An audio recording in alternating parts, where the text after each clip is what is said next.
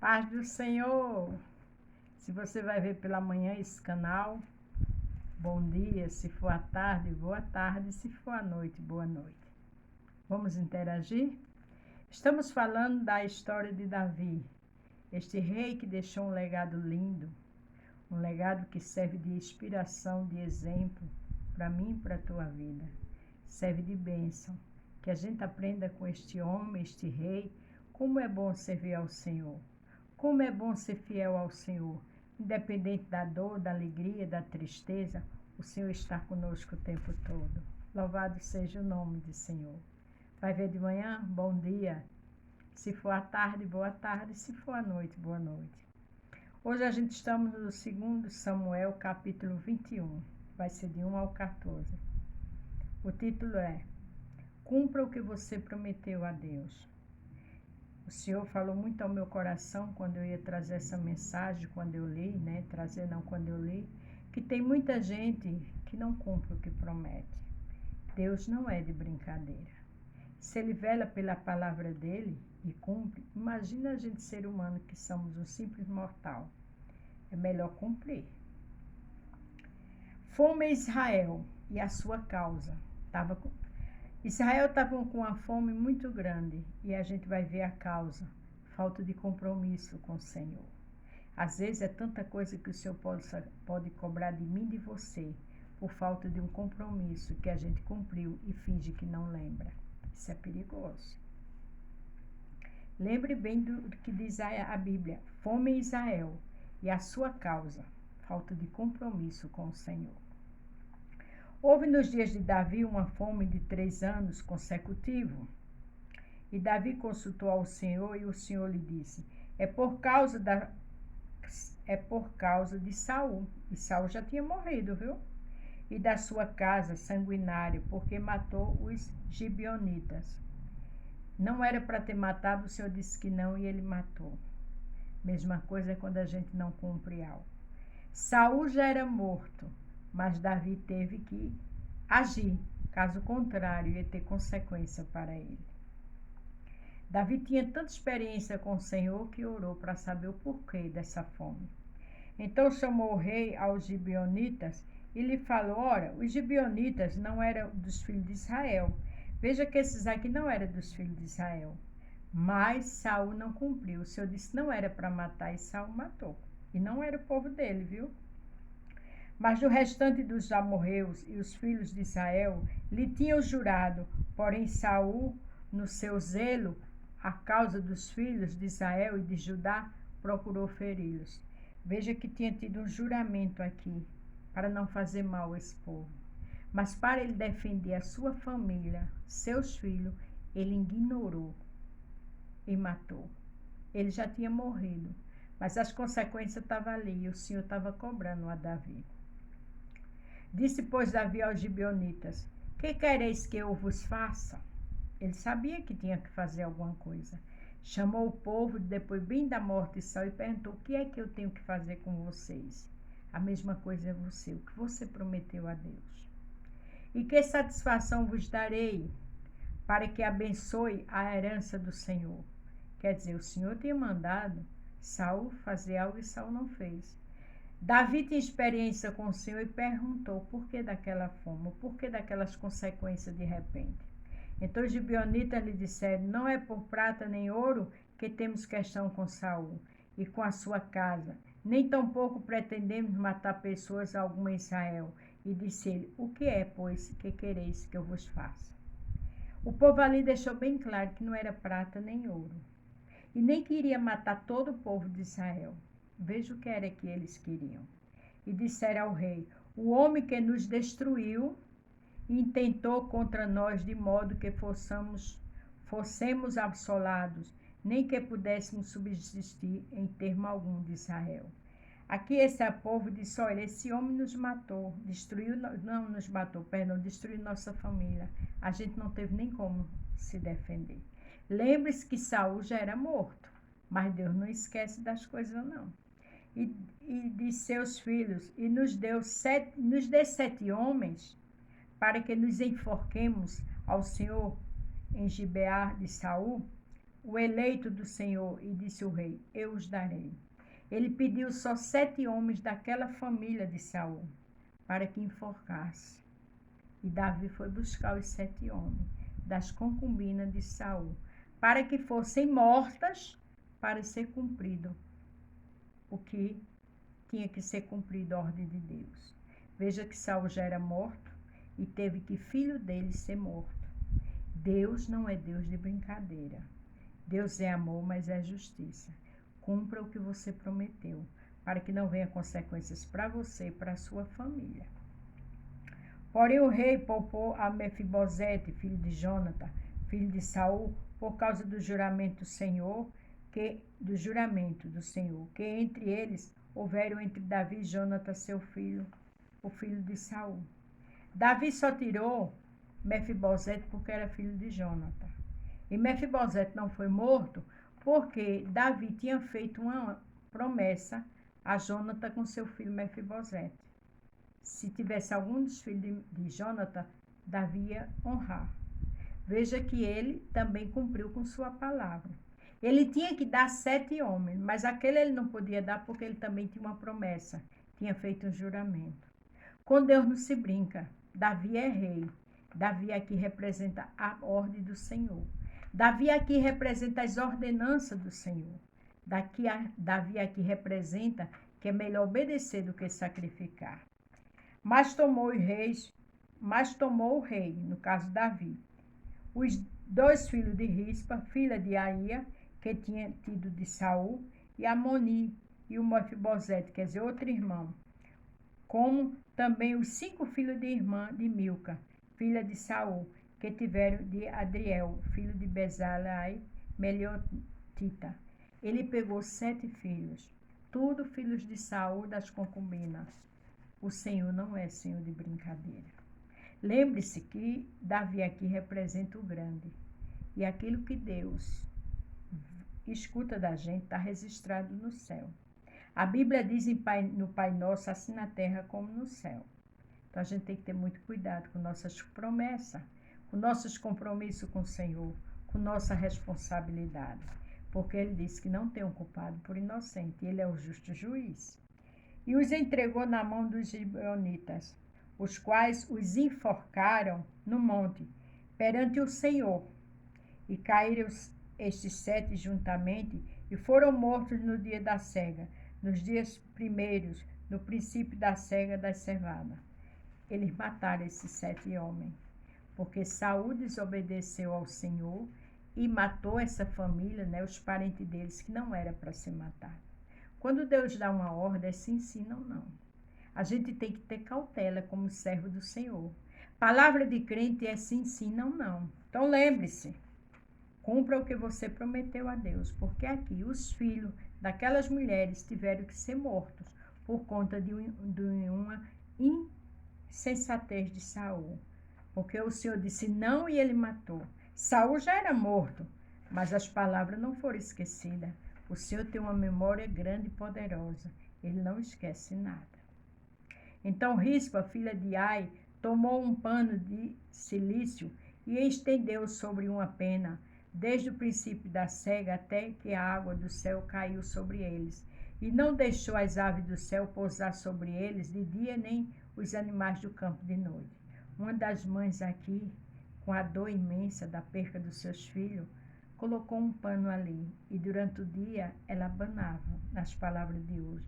E à noite ela colocava algo ali que fazia os animais fugir, os animais ferozes, para que não comesse aqueles corpos. Você já pensou a dor dessa mulher? Você já pensou a humilhação, a aflição, a angústia de uma mãe vendo tudo isso? Deus, ele é amor, mas é justiça. Quando Deus quer agir, ele age. Ele é rico em misericórdia, mas não queira cair na mão dele, porque ele é fogo consumidor. Quando Davi pecou, ele perguntou se Davi queria cair na mão dos homens ou na dele. Davi disse, eu quero na tua mão, porque tu és rico em misericórdia. Porque o homem não é misericordioso, não. Mas mesmo assim, o homem não sabe agir, não. Mas Deus é Deus, ele sabe. E foi contado a Davi o que fizera Rispa, filha de Ai, a concubina de Saul. Então contaram o rei, a dor daquela mulher. de estar ali para que os animais do dia não mexessem, as rapinas, as aves, com aqueles corpos, nem à noite os animais ferozes. Além de não poder enterrar seus mortos, porque o rei mandou matar. E se estava ali, tinha que ficar só com a ordem do rei para enterrar aqueles corpos. Você entendeu a gravidade do que é não cumprir o que promete ao Senhor?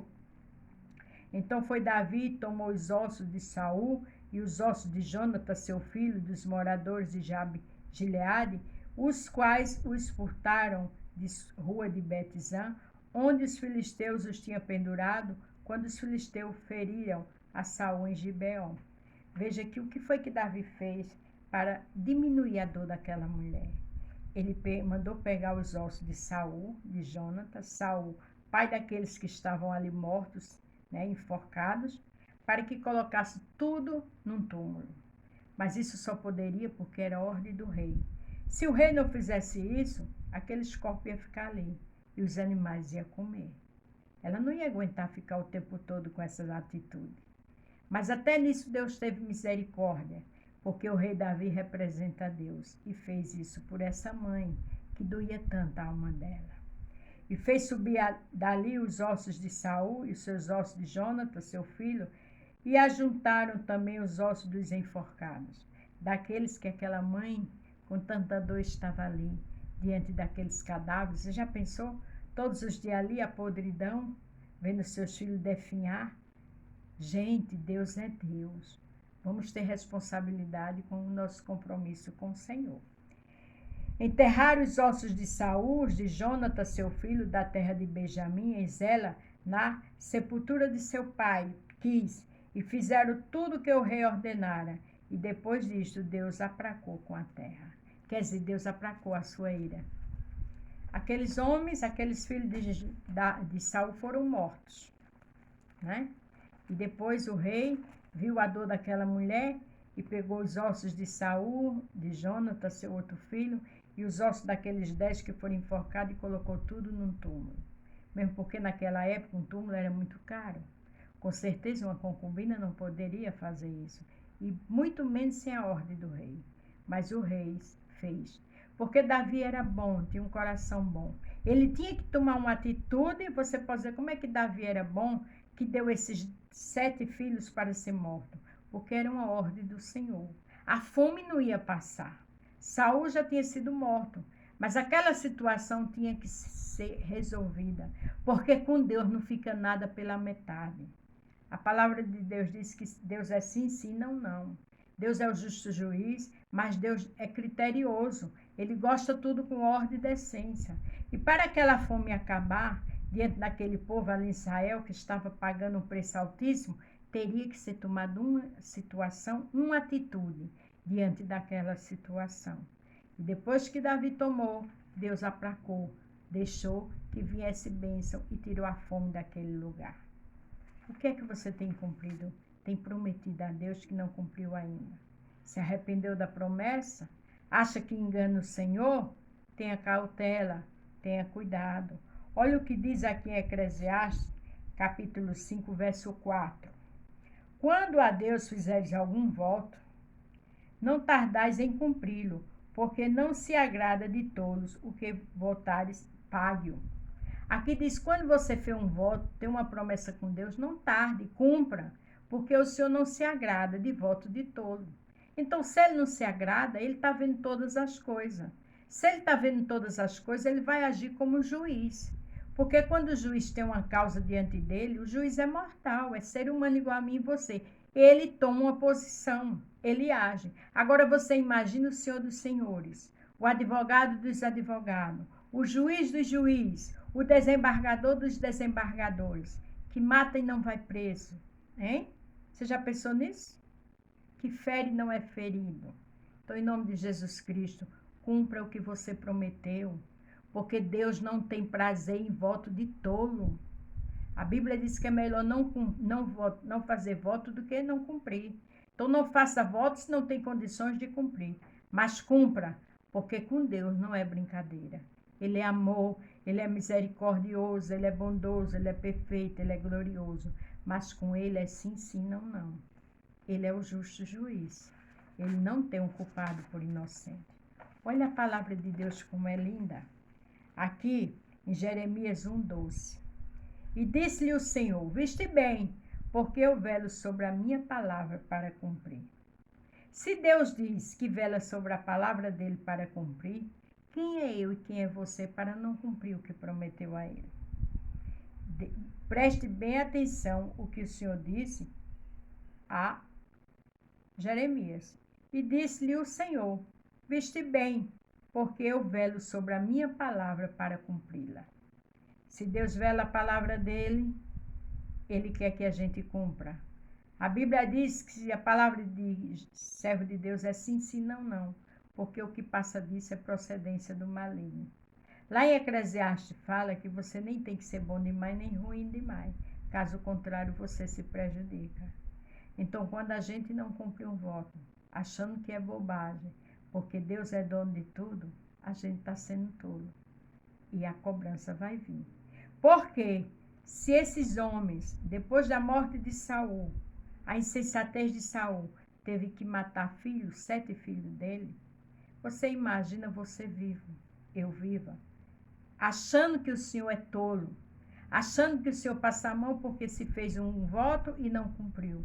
Por alguma situação acha que vai enganar o Senhor. Aí você diz, eu não engano o Senhor, eu não sou louco ou não louca. Porque quando a gente fica embromando, levando a banho-maria, a gente acha que está enganando o Senhor. Ele é onisciente, onipresente e onipotente. A Bíblia diz que antes da gente existir, ele já nos conhecia. Dá para imaginar algo tão tremendo como isso? Não tem como raciocinar isso. A palavra de Deus diz que os olhos dele estão diante dos bons e dos maus. Então ninguém engana ele. Até o fio do nosso cabelo está contado. Olha que coisa tremenda. Eu não conto nem o cabelo do meu braço. Ai de mim, né? Jeremias diz, sai de mim que pereço, homem de impuros lábios, porque ele viu a voz do Senhor. Deus é fogo consumidor. Ele é a luz do mundo, é o príncipe da paz, é o grande eu sou, é o leão da tribo de Judá. Ele tem o melhor para mim e para você? Tem. Mas se ele disse a Jeremias, disse o Senhor, viste bem, porque eu velo sobre a minha palavra. Se ele disse, se ele cumpre, como é que eu e você não vamos cumprir o que fizemos diante dele? Deus é Deus. Nada passa despercebido. Ele conhece eu e você. O que eu acho tremendo que em Isaías capítulo 40 diz que veja que coisa séria, que as ilhas é uma coisa pequeníssima nas mãos do Senhor. Ele pega uma ilha e faz dela o que ele quer. Ele manda uma água, aquela ilha se acaba, vira tudo mar, porque ele está no controle de tudo. Ele se inclina para ver a terra. Você tem ideia da grandeza desse Deus? Deus é Deus. Deus pode todas as coisas. Ele vela pela sua palavra para ser cumprida. Então, que eu e você vele e cumpra, porque ele não tem prazer em tudo. Ele te ama, ele me ama. Mas o que a gente promete aqui a ele está registrado no céu celestial. Lá não tem tabelião, lá não tem funcionário no cartório, lá só tem essa trindade, que é um só, Pai, Filho e Espírito Santo. E com essa trindade não se brinca. Ele é maravilhoso. Ele cuida, ele ama nossas vidas. Eu não estou pondo medo em ninguém. Eu quero que você entenda da grandeza dele. Eu quero que você entenda que se um ser humano aqui, às vezes tem que dar uma ordem, cumprir uma lei, né? No caso, a autoridade, a justiça. Imagina o grande eu sou, que fez o juiz, fez a mim, fez a você, e todas as leis do mundo é passada por ele. Porque ele foi, ele é e será sempre grande e poderoso. Ele disse a Moisés, vai dizer a Faraó que foi eu, sou o que te mandei. Ninguém diz uma coisa dessa, eu sou o que sou. Mas o Senhor diz, porque ele foi, porque ele é e será sempre grande, poderoso e glorioso. Então, em nome de Jesus, cumpra o que você prometeu a Deus. Amém? E ele só tem a te abençoar e a mim também. Jesus abençoe a todos. A paz do Senhor e fique todos com Deus.